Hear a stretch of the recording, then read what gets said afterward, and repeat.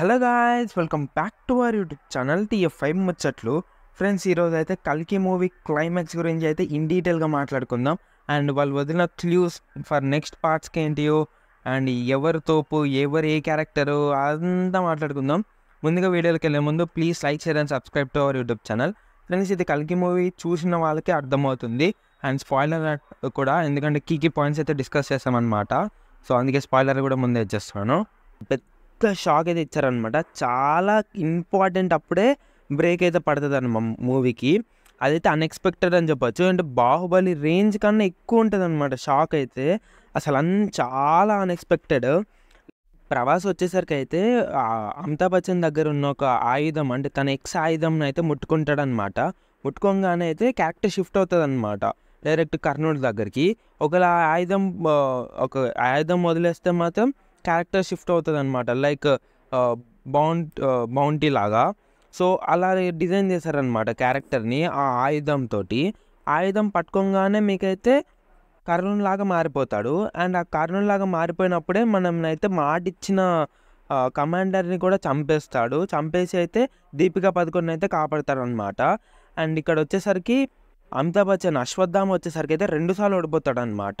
ఆ మెయిన్ యుద్ధంలో కర్ణుడు వేసిన బాణానికి ఓడిపోతాడు. అండ్ ఇక్కడ వచ్చేసరికి కమాండర్ అర్జున్తో పోల్వట్లేదు కమాండర్ని, బట్ కమాండర్ చేతుల్లో ఓడిపోతాడు అనమాట. అటు ఇటు గొలుసులు వేసేసి ఫుల్ లాక్ అయితే చేసేస్తారు. సో అక్కడైతే ఓడిపోతాడు. అక్కడ కూడా వచ్చి కర్ణుడే కాపాడతాడు. అండ్ ఇక్కడ కూడా వచ్చి కర్ణుడే కాపాడతాడు అనమాట. సో అదొక లింక్ అయితే ఉందని అయితే మనం గుర్తించవచ్చు.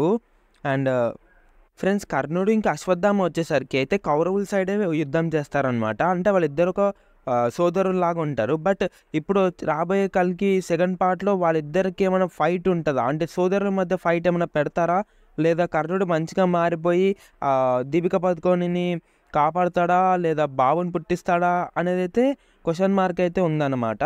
సో వీళ్ళిద్దరికి అయితే సోదరులకు ఫైట్ పెడతారా లేదా అనేది చూడాలి. అండ్ ఈ ఫస్ట్ పార్ట్లో ఫైట్ పెట్టినా కానివ్వండి, అప్పుడు ప్రభాస్ వచ్చేసరికి అయితే కర్ణుడు కాదన్నమాట. ఎప్పుడైతే ఆ యుద్ధం పట్టుకున్నాడో అప్పుడైతే కర్ణుడు క్యారెక్టర్కి అయితే షిఫ్ట్ అవుతాడనమాట. సో ఇప్పుడు కర్ణుడు అశ్వత్థామకి యుద్ధం పెడతారా, ఫైట్ పెడతారా అనేది అయితే చూడాలన్నమాట. అదైతే తెలియట్లేదు. అండ్ కమల్ హాసన్ గారు అయితే ఆ వెనం అనేది 1% ఎక్కించుకుంటారు కదా. ఎక్కించుకున్నప్పుడు అక్కడ మనం అది చూడొచ్చు, బాడీ ట్రాన్స్ఫర్మేషన్ అనేది. అండ్ ఆ ట్రాన్స్ఫర్మేషన్కి సింబాలిక్గా అయితే కల్కి సింబాలిక్, అంటే ఇప్పటిదాకా మనం బుక్స్లో చూసాం మల్టిపుల్ హ్యాండ్స్ వెరైటీగా, అలానే డిజైన్ చేశారనమాట కమల్ హాసన్ గారిని. సో కమల్ హాసన్ గారు అంటారు కదా, నేనే వెళ్తాను అన్నట్టుగా. సో తను వెళ్ళి ఇప్పుడు ప్రభాస్తోని ఫైట్ చేస్తాడో, మళ్ళీ ప్రభాస్ అశ్వత్థామ ఎవరి సైడ్ నుంచి ఉంటారో, అఫ్కోర్స్ ప్రభాస్ సైడ్ నుంచాలి, ఎందుకంటే దీపికా పదుకొనే ప్రభాస్ దగ్గర ఉంది. అండ్ ఇప్పుడు ఫైట్ ఎలా అవుతుంది అంటే, కమల్ హాసన్ వచ్చేసరికి ఇప్పుడు దీపికా పదుకొనిని వెనం కావాలి, బట్ ప్రభాస్ వచ్చేసరికి దీపికా పదుకొనిని కాపాడతాడా లేదా వాళ్ళకి సరెండర్ చేస్తాడా, ఎలా అనేది కూడా ఒక క్వశ్చన్ మార్క్ అయితే ఉందన్నమాట. అండ్ ఇప్పుడు 3 ట్రయాంగిల్ లాగా అయితే అయిందనమాట. సో కమల్ హాసన్కి ఏమో ప్రభాస్ దగ్గర ఉన్న దీపికా పదుకొని వెనం కావాలి, బట్ ప్రభాస్కి ఏం కావాలి, ప్రభాస్కి కాంప్లెక్స్కి వెళ్ళడానికి కావాలి, బట్ అశ్వత్థామ ఇది కాపాడతాడు. సో ట్రయాంగిల్ లాగా పెట్టేసి అయితే మనకైతే షాక్ ఇచ్చారనమాట, క్వశ్చన్ మార్కులు అయితే వదిలేశారనమాట.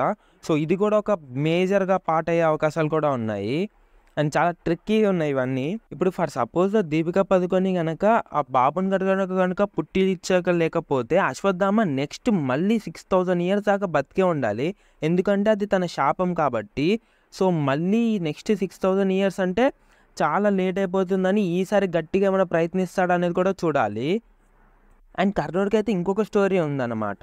అదేంటిదంటే మహాభారతం యుద్ధం చేసే టైంలో కృష్ణుడు మారువేషంలో వెళ్ళి తన దగ్గర ఉన్న నిధులన్నీ అడుగుతాడనమాట. అయినా కానీ కర్ణుడు అయితే ఇచ్చేస్తాడనమాట. అప్పుడు ఒక వరం ఇస్తాడు. అదేంటిదంటే, నెక్స్ట్ వచ్చే జన్మలో నువ్వైతే మంచి సైడ్ ఉండేటట్టుగా పుడతావు, మంచినే కాపాడడానికి పుడతావు అని అంటారనమాట. సో ఈ కల్కి మూవీలో కూడా కర్ణుడు నెక్స్ట్ వర్షనే కాబట్టి మేబీ మంచి సైడ్ నిలబడే ఛాన్సెస్ కూడా ఉన్నాయి. అంటే దీపికా పదుకొని సేఫ్ చేసే ఛాన్సెస్ కూడా ఉన్నాయి. ఈ థియరీ ప్రకారం అయితే మేబీ కల్కి రూపంలో ఉన్న కమల్ హాసన్ని అయితే అశ్వత్థామ ఇంకా కర్ణుడు కలిసి ఫైట్ చేసే అవకాశాలు అయితే చాలా ఎక్కువగా ఉన్నాయి. సో మీరేమనుకుంటున్నారో అయితే కామెంట్ చేయండి. Please like, share and subscribe to our YouTube channel. Thanks for watching. ఇలాంటి కంటెంట్ మా యూట్యూబ్ ఛానల్లో చాలా ఉంది. అయితే ఒకసారి అయితే చెక్అవుట్ చేసేయండి.